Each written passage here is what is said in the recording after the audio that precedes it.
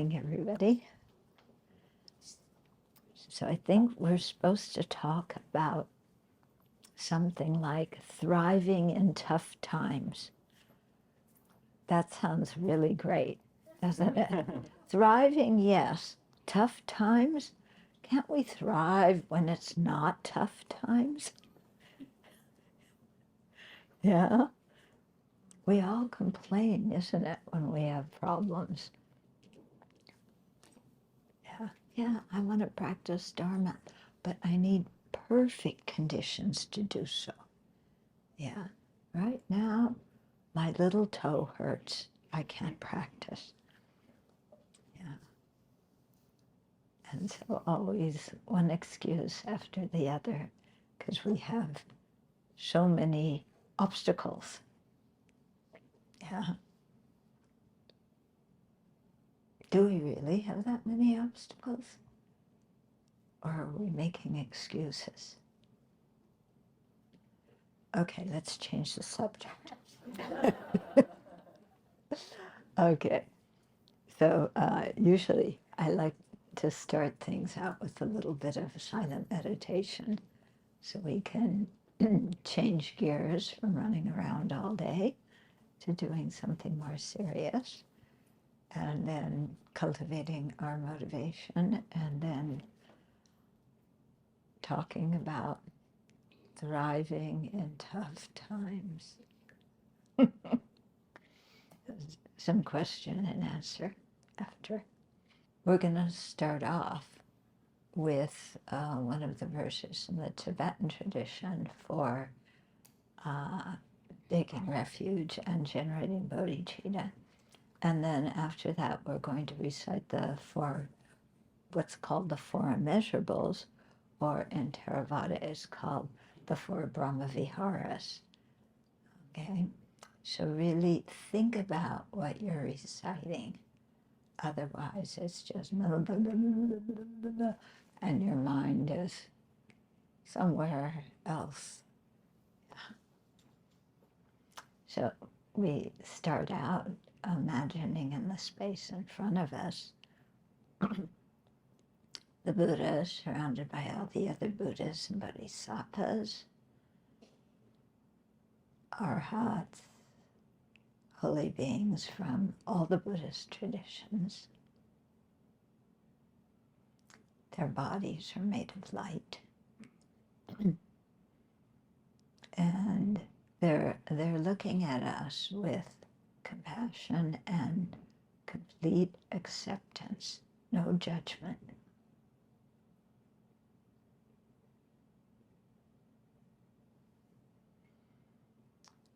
And we are surrounded by all living beings in human form. They all want to be happy. They don't want to suffer. But they keep creating the causes of suffering. And so we imagine that we're leading them in taking refuge in the three jewels. Because if they can follow the instructions of the Buddha, Dharma, and Sangha, then they can reverse their situation.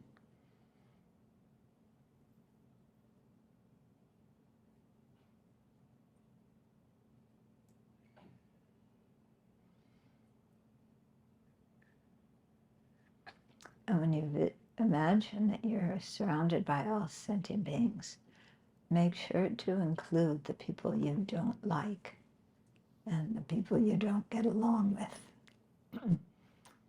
You can't ignore them. So go into some silent meditation, either observing your breath or thinking a little bit more about the four immeasurables.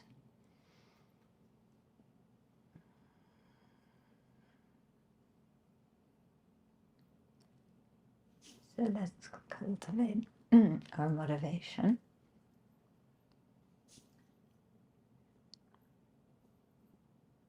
And we're going to be talking about thriving in difficult times.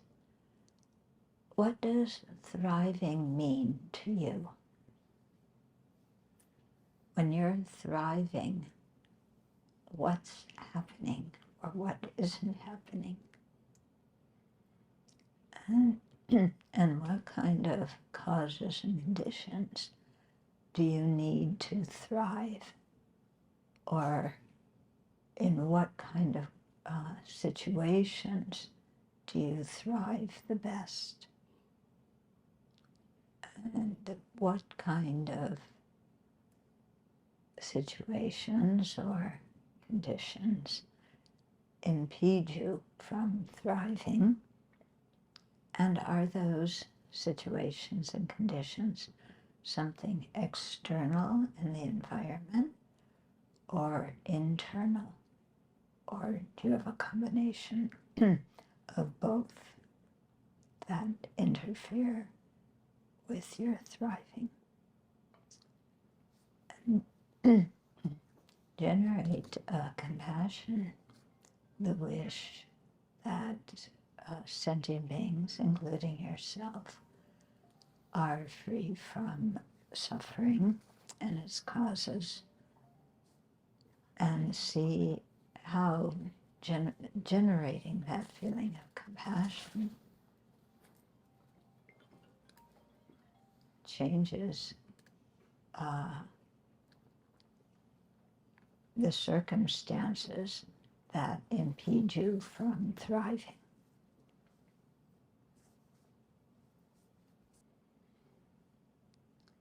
And then let's make that experience of compassion our motivation for sharing the Dharma this evening.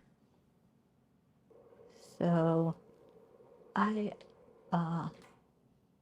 find it very interesting to look at the meaning of individual words that I use a lot or read a lot, and I think I know what they mean, but it's very interesting to stop and think about, what does this word really mean to me? You know, like the word thriving. Yeah. What did you come up with for thriving, and what helps you to thrive? What interferes with your thriving? So I know none of you want to answer because you're all afraid of looking stupid in front of everybody else. So since we're all feeling that way, let's just quit it and talk. Okay? We're with friends. We don't need to worry about our reputation. So what does thriving mean to you? When do you thrive?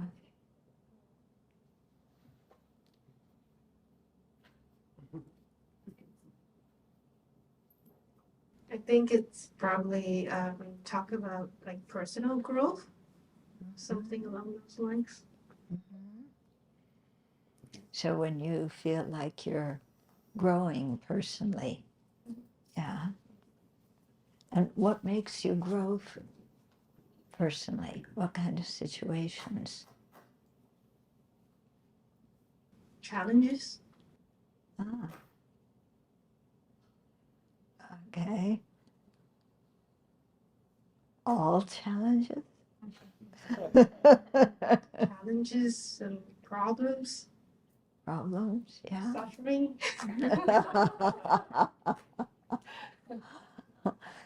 You know, it's interesting because in the teachings, they say that the bodhisattvas, they want to experience suffering because it helps them grow, and they have the opportunity to eliminate obstacles, and to really develop a good heart and good ways of relating to situations.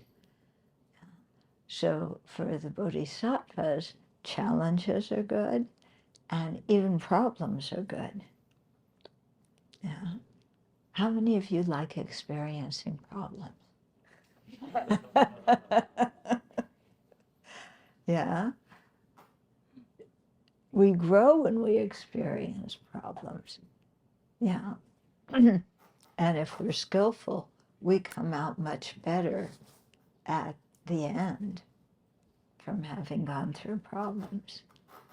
But when problems usually hit, we usually go, ah, not me, I don't want this problem. So it's interesting to think of getting your mind to a place where when problems come, you're okay. And in fact, you even like them because inside you have the motivation to change and to grow and to develop new kinds of talents and abilities that you didn't have before. So it's interesting how that is, that how we often fight the situations in which we have the opportunity to thrive. I noticed when, I was doing the meditation, when do I thrive? Oh, when I have this and this and this, all these certain conditions arranged perfectly, and then I can do what I'm interested in, and there's no obstacles, and so I really enjoy doing it, and that's when I'm thriving. But problems come in the middle of all of that. It's really a drag, isn't it? Problems come when we don't want them. How many of you feel like there's personal things, external situations now that are preventing you from thriving? Okay. How many of you feel that just the situation of the world today makes it difficult for you to thrive? How many of you think about the situation in the world? Yeah, I don't know. Do Singaporeans think beyond this island? Yeah, sometimes I wonder. Because sometimes, we're so focused on our country or our residential place, whatever it is, that we don't think of what is happening in the rest of the world, let alone think about the situation of all sentient beings throughout the universe and what they're going through at this moment. Yeah, we mostly spend our times thinking about me.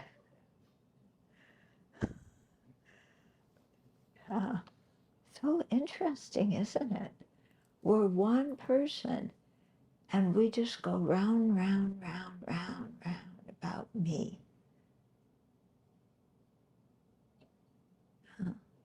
And other people are just kind of like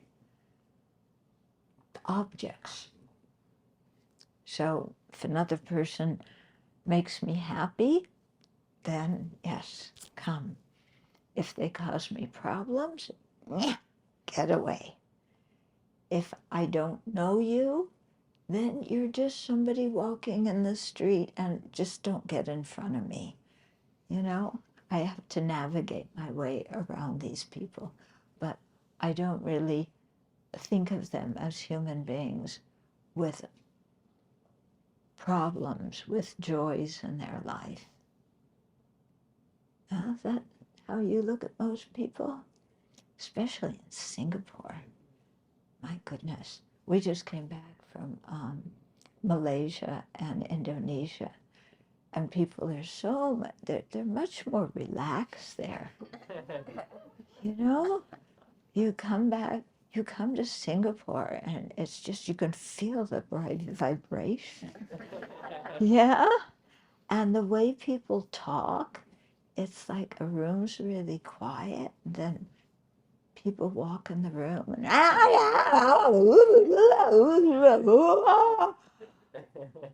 you ever thought about that? You know, how much noise people make. As if, you know, I think it's a kind of Singaporean thing. No, I'm not criticizing. Americans are loud. Yeah, I am owning that. We are loud. Okay, but that's because we're the biggest country. So no, no, we just make up excuses. But Singaporeans are like this kind of anxiety laughter all the time. Do you know what I'm talking about? Yeah. Run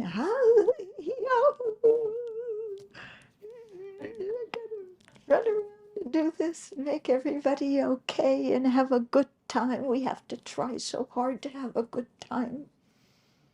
Are we thriving then? Yeah, but we spend a whole lot of time socializing like that, don't we? No? You don't? Okay, good. Yeah. I've been thinking for a while about just the situation of the world. I mean, I always, since I was quite young, thought about other countries and other people and what's going on in the world. But now, there's a lot happening, and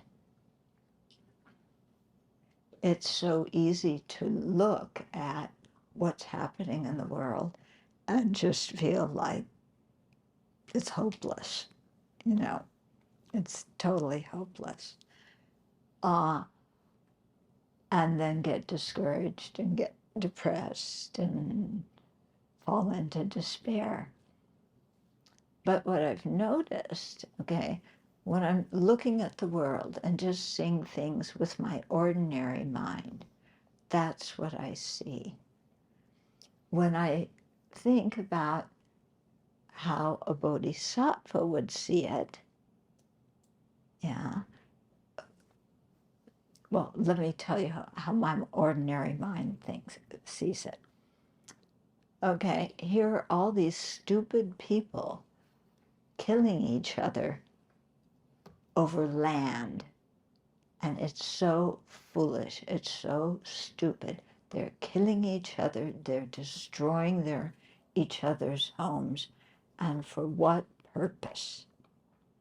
Okay? And I just look at that and go, this is totally insane.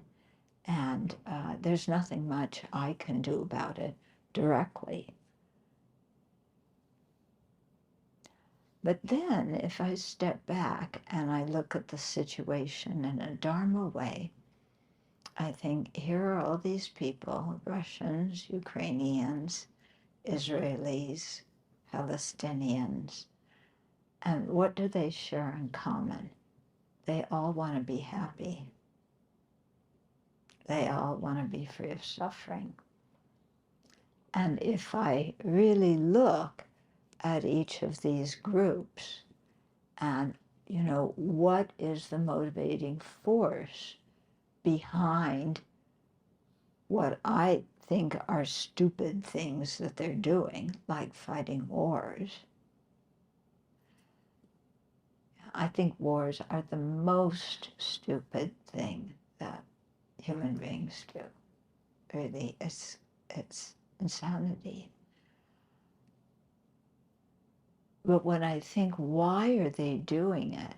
It's because they're all alike. They all want to be happy and free of suffering. And they think that killing the other side so that they can get what they want, regardless of what happens to the other side, they think that that will bring them the happiness they want.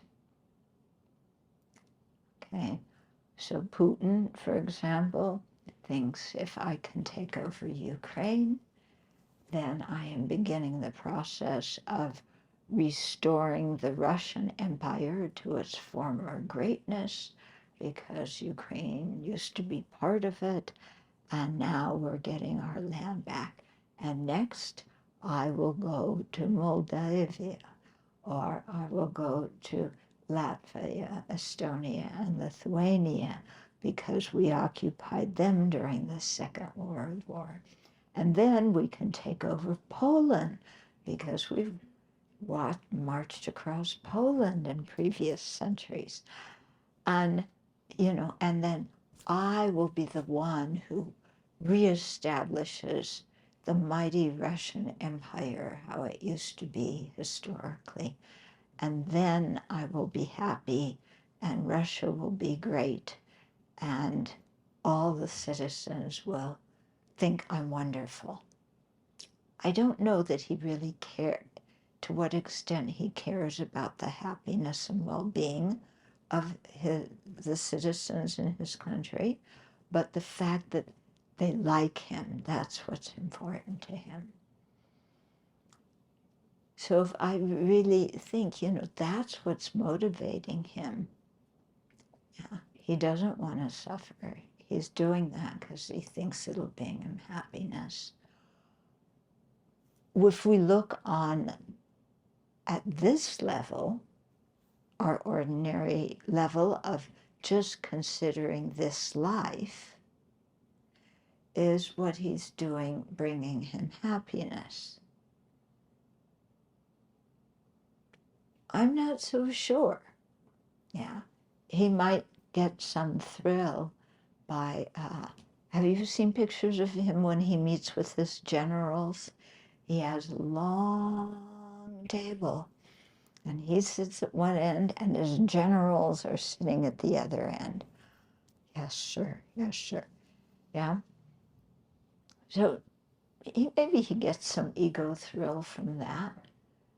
But in this life, is he very happy? I don't know.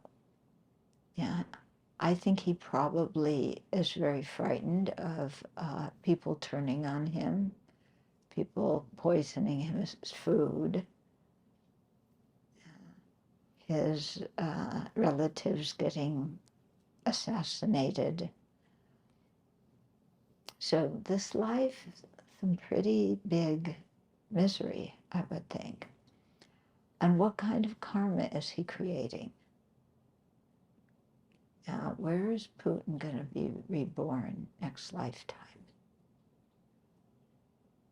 Would any of us like to be in his shoes at the time of death?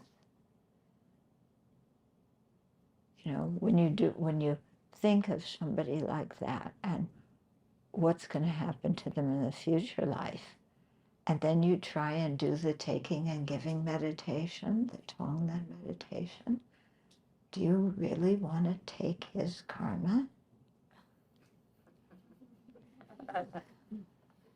Can't I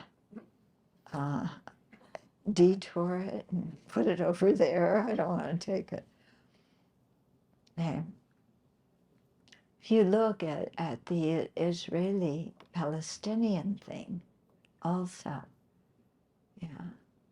the Israelis want to live in a secure society that's free. The Palestinians want to live in a secure society that's free. And what are they doing to achieve that? They're killing each other. Yeah, because in their view, the other people are wrong. The other people are bad. My side is right. Yeah. And there's no way I can thrive with these people living near me. Yeah, because they are 100% evil. Yeah, and what do we want to do with evil people, especially when they live right near us? Well, kill them. That's a solution. So again, you look at what is motivating people, how they're thinking. Yeah. They're creating enemies by the way they're thinking. Yeah. They're thinking, these people are enemies. They don't want me to live in this part of the world. So I've got to defend myself and kill them. And yet everybody's suffering in the process of that. No one's thriving. But here too, if you think that both sides just want to be happy and they don't want to suffer, if you have that Dharma view, then you can look at what's going on and have compassion, because you realize that, you know, why are people, they're shooting themselves in their own feet. Yeah. They're self-sabotaging their own peace and happiness. Why are they doing that? This is the force of self-grasping ignorance, self-centered thought, and then, of course, attachment, greed, hatred, anger, jealousy, arrogance. But all these people, in the depths of their hearts, in their innermost being, they just want to be happy and not suffer. And they have no clue what the cause of happiness is. And so they do these things trying to be happy, but causing not only other people misery, but themselves misery. The Israelis are miserable now. The Palestinians are miserable now. So are the Ukrainians, so are the Russians. Everybody's miserable in this life. Everybody's creating horrible karma that's going to bring them greater suffering in future lives. That is the real tragedy in this whole situation. That it doesn't have to be this way. It's only this way because of ignorance and self-centeredness. If we could remove those, yeah, if we could remove the mental afflictions, then we could create the causes for happiness now and the causes for happiness in future lives, the causes of happiness to attain liberation and full awakening. But sentient beings don't even understand, most of them have no idea about karma. Yeah, no idea that our actions have an ethical dimension, that what we do day to day is creating the cause for what we will experience in the future. Yeah, it's so strange because we live our lives very aware of many systems of cause and effect. Yeah, why do you send your kids to school? So they'll get an education. Why do you want them to have an education? So that they can get money. Why do you want them to have money? Because money will bring them happiness. Okay, so we have a system of cause and effect there. I'm not sure it exactly works like that, but that's what people believe. Yeah, I don't think that money actually achieves that stated purpose of happiness at all times. Okay, but that's what people believe. So we have some awareness of cause and effect if you're a chemist or a biologist or a physicist, you're working with cause and effect. Yeah, that's what your research is about. If you're doing IT, you're working with cause and effect, creating the causes to develop more and more contraptions. Yeah. So everywhere we look, we think about cause and effect, but where we blank out is when it comes to ethical conduct. Yeah. And we think that anything that brings us happiness or alleviates our suffering is good.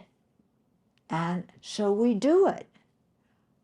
Yeah. We don't think that those actions have an ethical dimension. We just totally blank out on that. Do you understand what I'm getting at? Yeah. And then we wonder why we suffer. And why do we suffer? It's somebody else's fault. Yeah. I don't suffer because of my bad ethical conduct. I suffer because those people are mean and they're selfish and they're ignorant. But me? I'm not mean. I don't do anything to harm anybody. I'm just defending my own rights. Yeah. So interesting how we think. And we don't connect that just on a day-to-day basis, that when we do things that are against our ethical principles and against our values, we don't feel good about ourselves. Yeah, have you noticed that? That when you get mad at somebody and you say something nasty or mean, one part of your mind is going, yeah, I got him. And another part of your mind is going, why did I say that? That was so unkind. I wish I hadn't said it. Yeah. But, yeah, that part that feels regret for what we've done, instead of openly regretting it and admitting to ourselves that what we did was not so great, we don't feel good about it, and then doing some purification practice, instead of that, we just think, as long as I don't get caught, it's okay.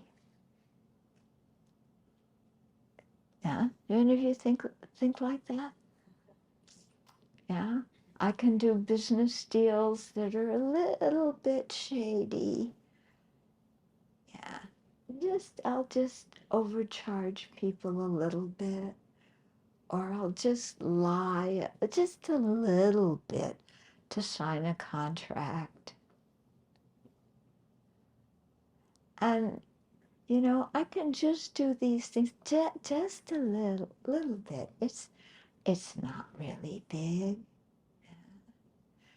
And especially you look at your job and, if I charge personal meals to my company's credit card, that's okay, because my company should actually pay me more.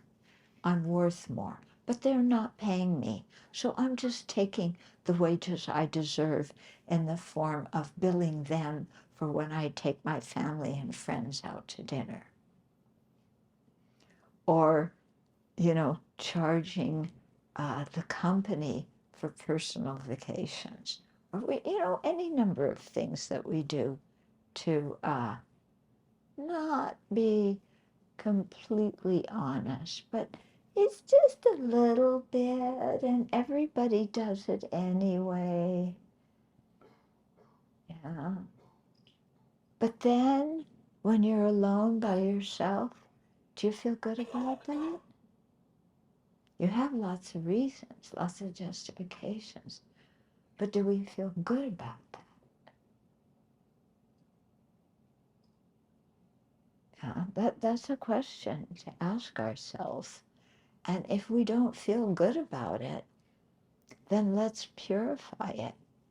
Yeah, because I think the more we get older, if we don't clean up the messes in our life and the messes in our own mind, then the more bitter and unhappy we become.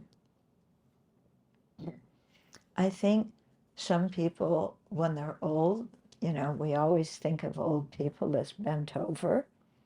Some of that is physical, but sometimes I think maybe it has to do with regrets or guilty feelings they have for things they've done in their life that they've never really made peace with. So they carry these resentments, and then they also carry, all the justifications of why they didn't do anything very good, very bad. All these rationalizations, and that makes them a little bit more bent over because you're carrying a lot of psychological garbage. Okay, but how much do we realize that that's functioning in our own lives? And how much do we really take time to think about our ethical standards, our values, and how we feel about what we think and say and do? Okay? Or are we too busy running around being happy? You know what I mean? I'm so happy.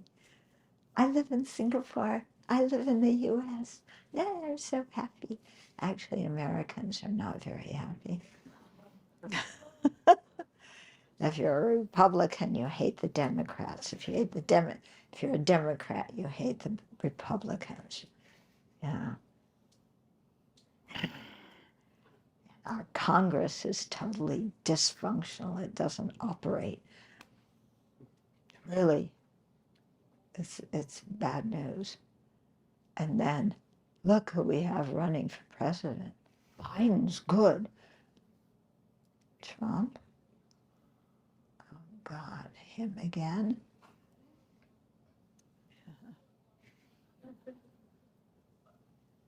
Oh, I'm not supposed to talk about politics in Singapore. I'm talking about American politics. Singapore is good. Yeah, American politics. Oh my goodness. Yeah. I use American politicians a lot when I give Dharma talks because what they do is such perfect examples of what the Buddha was talking about. Mm-hmm. And then, I can think of them, and I think of Dear Donnie. You know who Dear Donnie is, yeah. So I think about Dear Donnie, and it's like, oh God. If he gets elected again, it's going to be bad news for the whole world.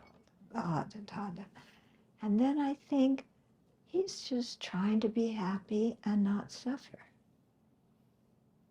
And then it hits me, my goodness, how much suffering that man has. Yeah, he is in intense suffering.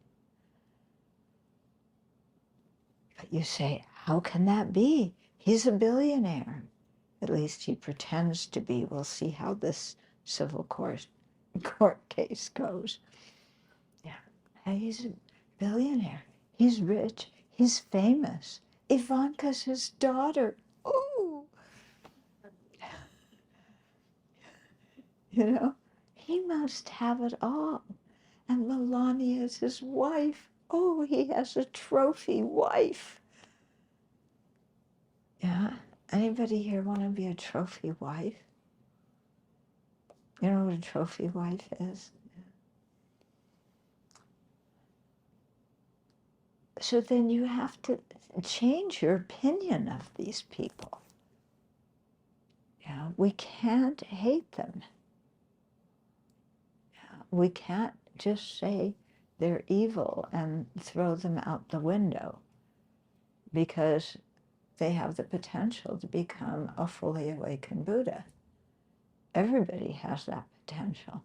So no matter how bad they act this lifetime, someday, one day, maybe not for a while, they will become fully awakened Buddhists. They have that potential. So nobody is inherently evil. And how can we hate somebody who can become a Buddha in the future? Yeah. Well, the only proper way to look at people is to have compassion. They have this incredible potential to become a Buddha. And what do? They shoot themselves in the foot and kill each other. And then we have to go, well, how about me? Oh, how's my ethical conduct? Can we change the topic?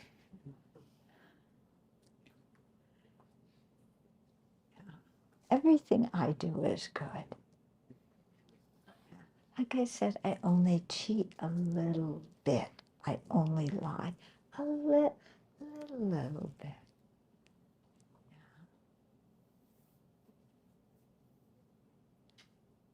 And then we wonder why we have problems. And we blame others for our problems when, if we understand about karma, we're the people who created the karmic cause, which is the main cause. You still need cooperative conditions and many other conditions to make that main cause ripen. But we created the main cause. So why are we blaming others? Well, because it's easier than accepting responsibility ourselves, isn't it? So, what are the main points in this topic, and what we're talking about? What does it have to do with thriving? I think it goes back to what I was saying in the beginning, that part of what makes us thrive is when we are at peace with ourselves. What makes us at peace with ourselves? When we act according to our own ethical values and our standards. Yeah. Not when we act according to other people's expectations of us. We usually think that if I act according to others' expectations, then they will like me, they will approve of me, and if other people approve of me and like me, then I must be really good. Then why do I feel so uncomfortable with myself? Why do I have to rationalize and justify so many things? Well, it's because we aren't really in touch with our own values. And so we don't act according to them. And then we feel guilty afterwards. We feel bad about ourselves. We criticize ourselves. This is when we're alone. Yeah. When we're with other people, I'm wonderful. I'm happy. Oh, everything's going so well. Oh. isn't it? Okay. Unless you're one of those people when somebody asks you, how are you? You go, I'm terrible. I'm awful. Because of what this person is doing and that person's doing. Yeah. Yeah, it's always the same old story, isn't it? Yeah. So when I was thinking at the beginning about what are the conditions that prevent me from thriving, what came to mind first was, oh, when I have to work with people who don't make good decisions. Oh, thank you. You know, what inhibits me from thriving? Oh, because I'm working with these people who do not make good decisions. Why can't they think correctly? Okay, so that's what I say. Yeah, and that's what initially I believe. But when I scratch the surface and ask myself, is it really because they're doing stupid things and making bad decisions? That's why I'm not thriving? Then I have to be honest. And why aren't I thriving? Because they're not doing what I want them to do.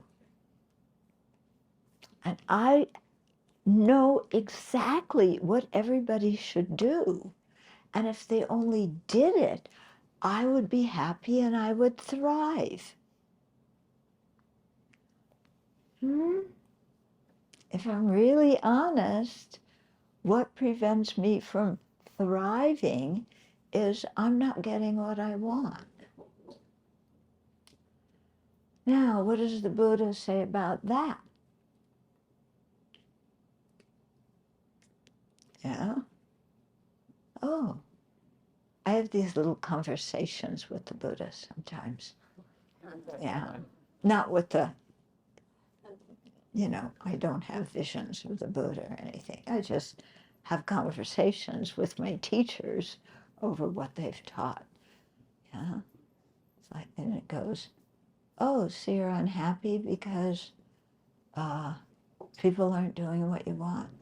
Yeah, it's because they do this and this and this. Okay, shut up. Yeah. Oh, why are you really unhappy? Because I want things to go my way.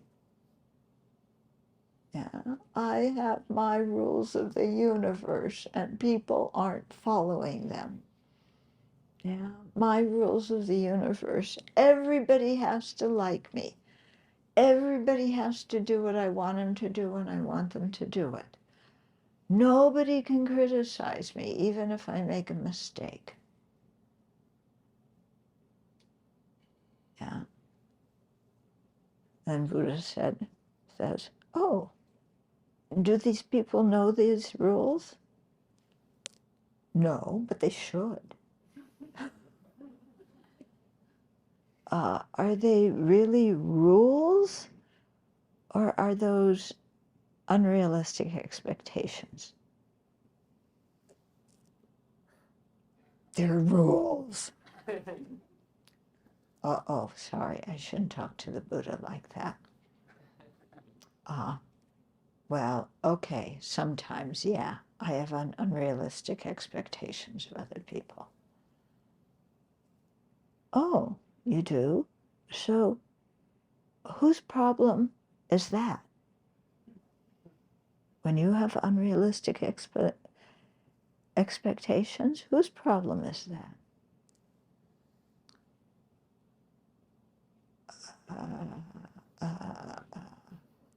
I guess mine. Good girl, you got it. And Buddha says, then what are you going to do about your unrealistic expectations? Yeah. Then I think, well, what did my teachers tell me? When I have unrealistic expectations, what's the antidote? look at things more accurately. Don't be so self-centered.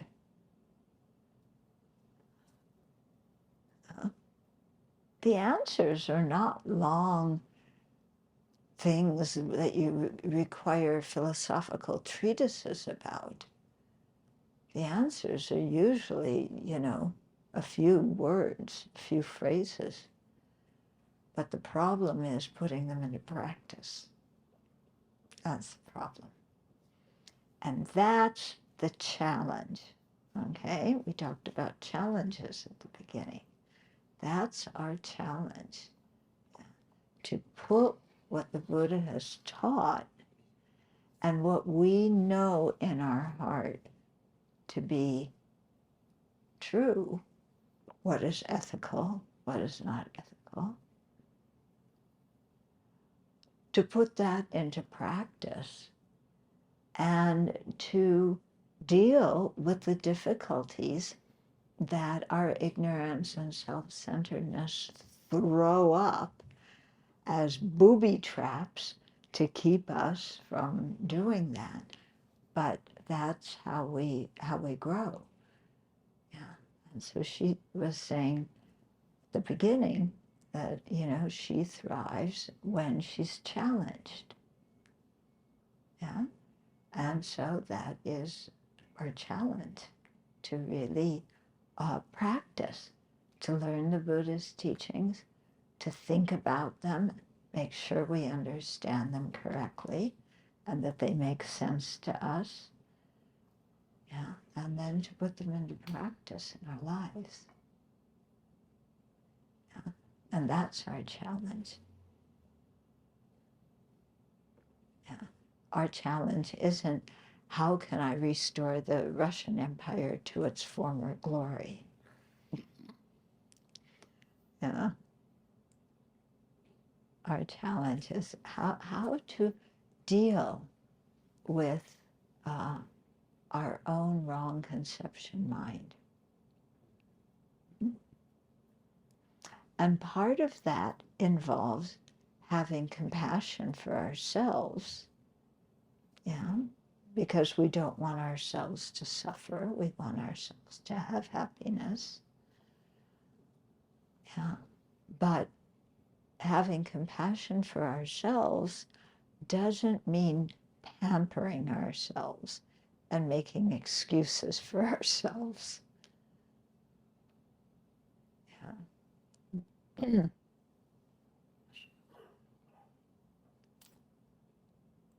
Okay, so those are some thoughts about thriving, and really looking at the role of compassion in thriving. Yeah. Because we often have many wrong ideas about compassion. We think that if we're compassionate, we're going to suffer. Yeah. I look at my friends and relatives and they're sick and they're dying, and if I have compassion, it just pains me to see them like this. So we think of compassion as like, oh God, this is just taking my energy out. People talk about compassion fatigue. Yeah. But I think that's a misunderstanding of what compassion is. I think compassion is when we really understand that others and it's based on understanding that others and ourselves are pretty much the same, that we're equal in wanting happiness and not suffering. And we want others to have happiness. We want ourselves to have happiness. And we realize the way to have happiness, the path to have happiness, begins with ethical conduct and then continues on.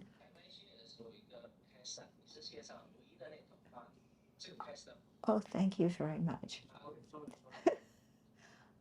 It begins with ethical conduct and it progresses to really cherishing others and extending kindness and compassion to others and helping them, benefiting them as much as we can.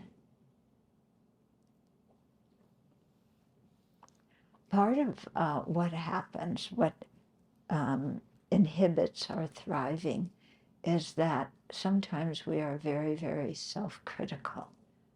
Anybody here self-critical? Yeah. Oh, look at me. Other people are better than me. Yeah.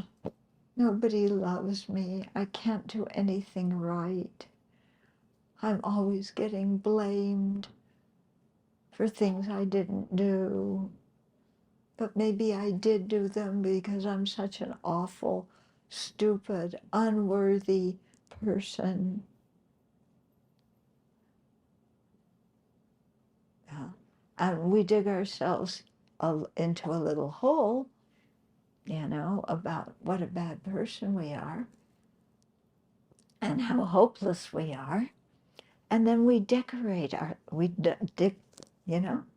we have a big hole and we decorate it. Yeah, so what are our decorations? All the, streamers of different colors with everything we've ever done wrong in our lives. And even things that are not wrong, but we want to criticize ourselves for anyway. And we pin those all the way around our hole. And then we throw a pity party. Yeah?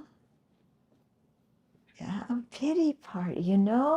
You buy lead balloons and you have a party and nobody comes. So you feel sorry for yourself and you sit there. We have a little childhood chant in the U.S. Nobody likes me, everybody hates me, think I'll eat some worms. Don't ask me where that came from. Yeah. I can't remember my multiplication tables anymore, but I remember that. But, instead of beating ourselves up like that, lying to ourselves by telling ourselves we're so awful,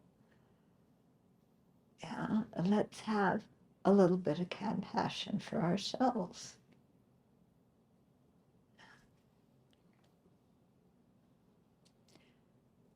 I was at a Mind and Life conference some years ago, and they had all these top-notch scientists, at the conference. They were giving presentations to the Dalai Lama. I was there because I changed the tapes in the video machine. That's how I got in. My friend was in charge of the taping and everything, so he appointed me to do that job, so that's how I got in. So all these top-notch people, we started talking about low self-esteem, and His Holiness was very perplexed, and he looked around this room of people who are PhDs, and he says, who in this room has low self-esteem? And they all raised their hands. Dalai Lama looks, why do you have low self-esteem? You have a good education, you're smart, you have good jobs, you're contributing to society, yeah, you have money, you're successful according to society's standards. Why don't you like yourself? Yeah. And that led into a big discussion about all the factors in our culture that make us not like ourselves. And, it became very clear to me how when we don't like ourselves, we're lying to ourselves. Yeah, because all those things, those harsh, critical things we say to ourselves, none of them are true. Yeah, we think they're true. I can't do anything right. Is that really true? I can't do anything right? You can't do anything right? You know how to make tea in the morning. Yeah. You know how to get on the MRT, or you know how to drive. Yeah. You know how to smile. We can do a lot of things right. And then after that, I noticed that the Dalai Lama, His Holiness, was talking so much about compassion as a remedy to low self-esteem. And I thought, compassion as a remedy to low self-esteem? I don't see the connection. Compassion is caring about others, and when I have low self-esteem, I'm all wound up just about me. And then it dawned on me, yeah, when you're focused on others, when your mind wants to understand others and their situation, when your mind is focused on forgiving others for their mistakes and focused on wanting them to have happiness and its causes and be free of suffering and its causes, when you're like that, focused on others, then you don't have so much time and energy to sit there and say, I'm so awful, I'm so bad, nobody loves me. Yeah? And instead, because you're thinking in a positive way, then you feel better about yourself. And it's really true. Yeah? So thriving, I think, depends on having compassion for others.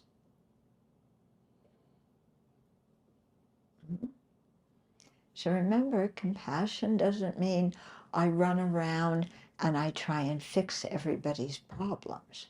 That's not the meaning of compassion, because you cannot fix everybody's problems. Yeah. And some people don't want their problems fixed. They just want you to listen to them and understand them. They don't want you to meddle in their lives.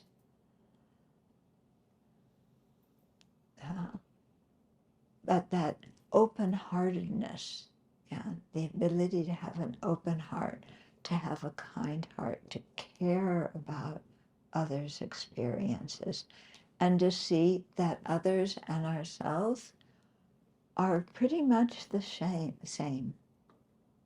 So let's work for the welfare of all of us, because, yeah, somebody else having happiness doesn't mean that I have to suffer.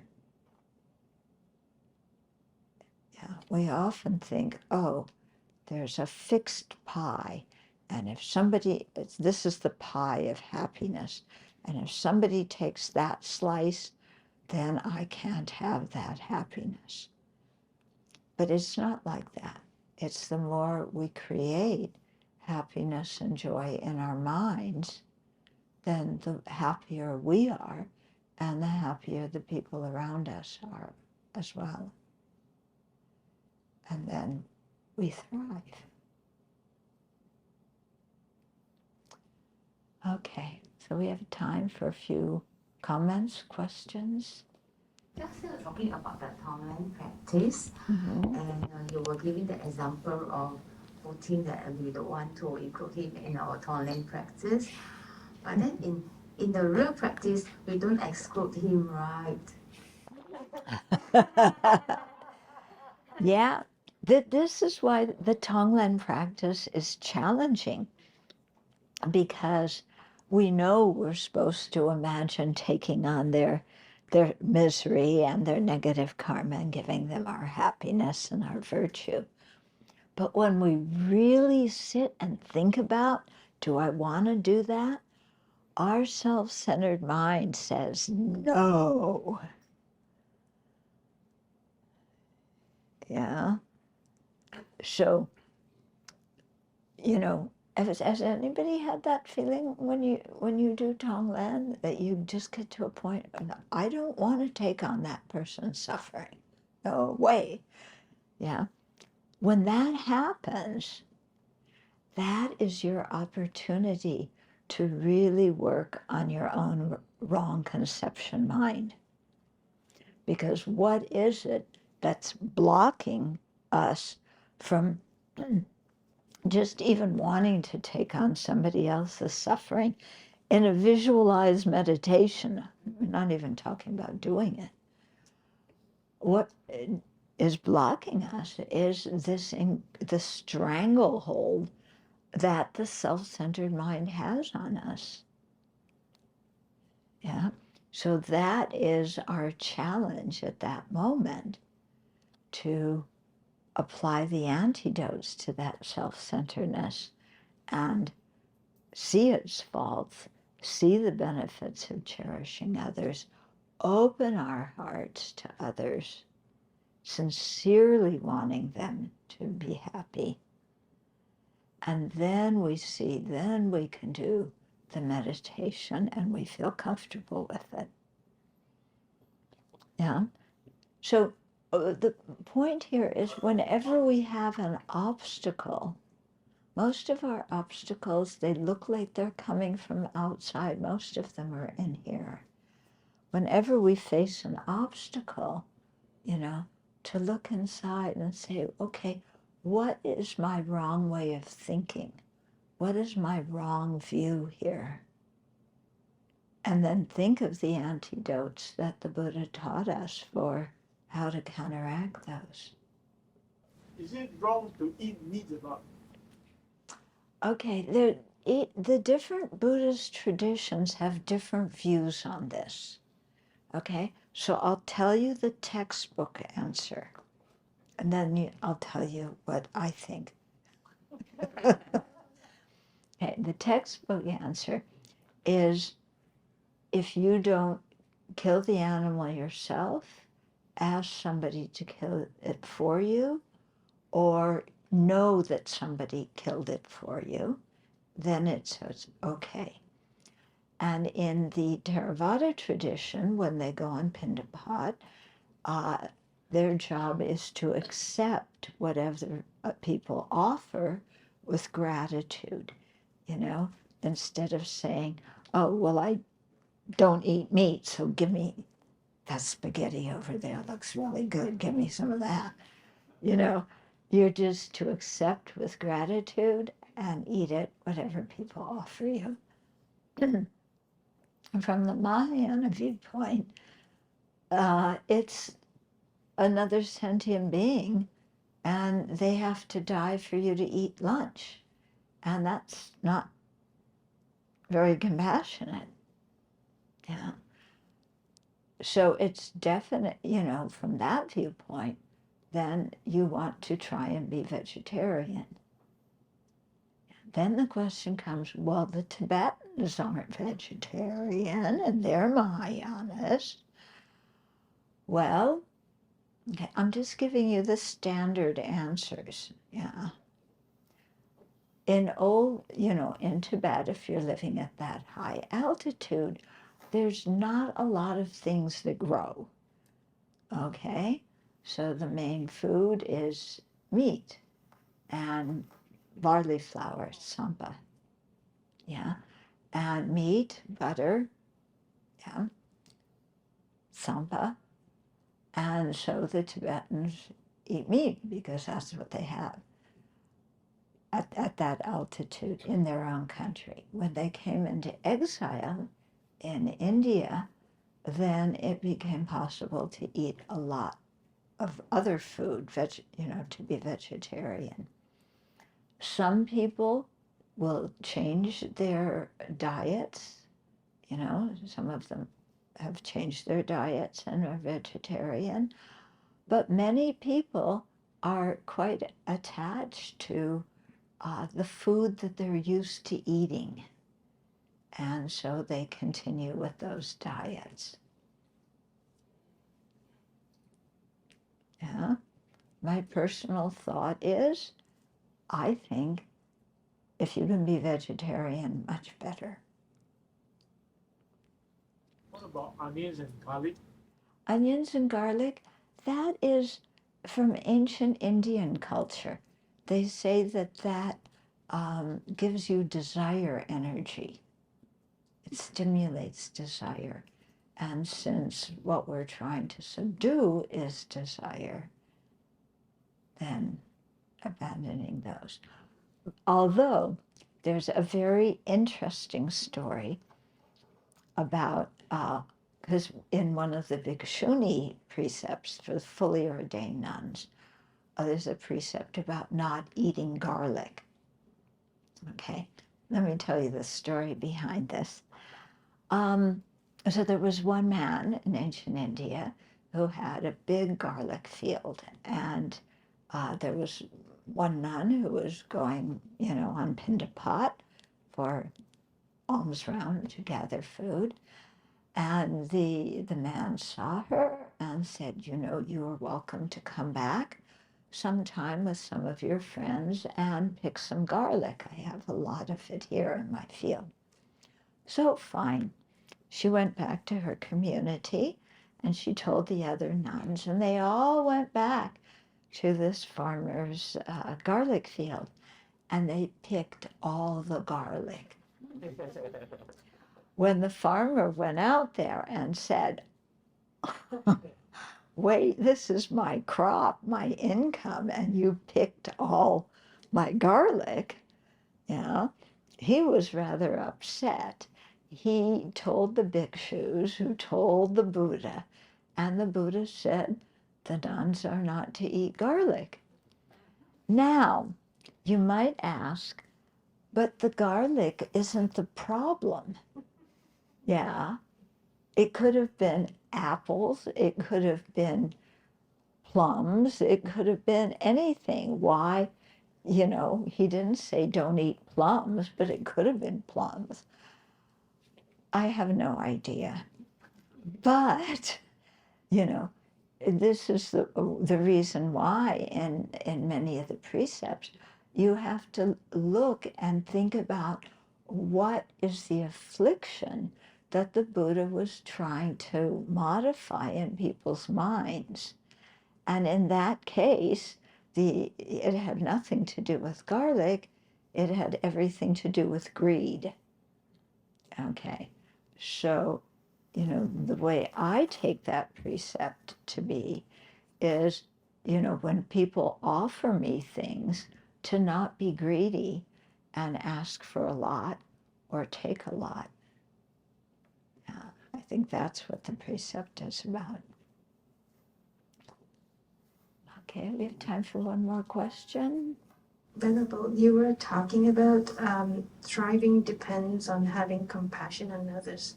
And then you also said that focus on forgiving others and wanting them to be happy. Mm-hmm. To what extent, let's say you're like living with someone who's toxic or very sick, grumpy, whatever. And to what extent, where do you draw the balance until, you don't become a doormat? Okay, like I said before, having compassion doesn't mean you do everything everybody wants. Okay? So you said toxic people? Yeah. If I wish, okay, let's say there's somebody who has a really big problem with anger. If I have compassion for him, it's not that I'm going to wish that he wins every argument and every fight. That's not compassion for him. It's giving him what he wants, but giving him what he wants in that situation isn't compassion because it's going to harm him. So what is compassion? Wishing that he's free of anger, wishing that his mind has compassion, that his mind has love and care for other beings. Okay? So, when you think of benefiting others, it doesn't mean you give them what they want. It means, compassion means you wish for them to have what is going to be best for them in the long term, and benefiting them is helping them create the causes for having that. Okay. Yeah, I think parents can understand this. You love your child, you have compassion for your child, but if you give if you give whatever your child wants to them, is that good for the child? No, they're not going to know how to function in society. They're going to grow up and be brats. So parents have to very often with their kids say no. And when we were kids, we didn't like when we heard no. Yeah.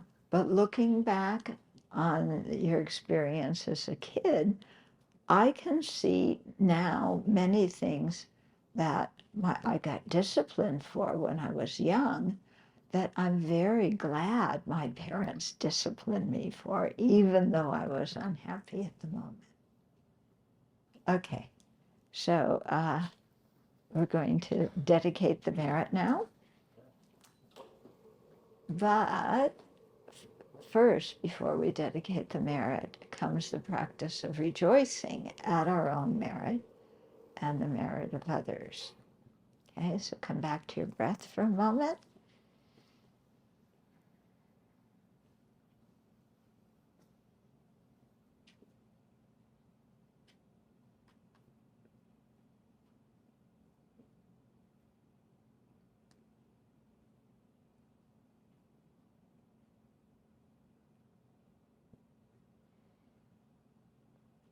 And then rejoice at the merit you created this evening, thinking about some really valuable topics, thinking about the Buddha's teachings.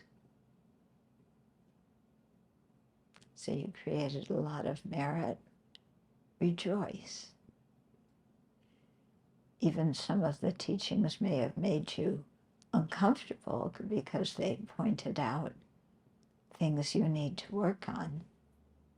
Still, you were able to be honest with yourself and generate the wish to work on those particular wrong conceptions.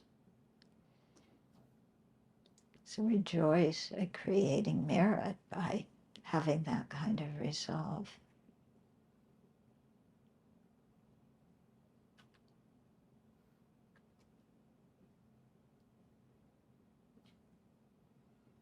And rejoice too at the merit everybody here created, because they all did the same as you, thinking about valuable topics, things that really make a difference in our lives. So rejoice in others' merit.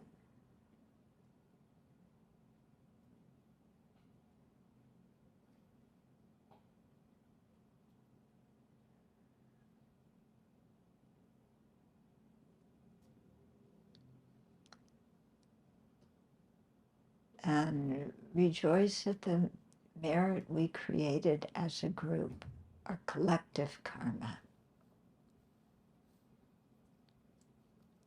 Because it's wonderful to create merit with groups of people who also share in wanting to create virtue, wanting to become Buddhas,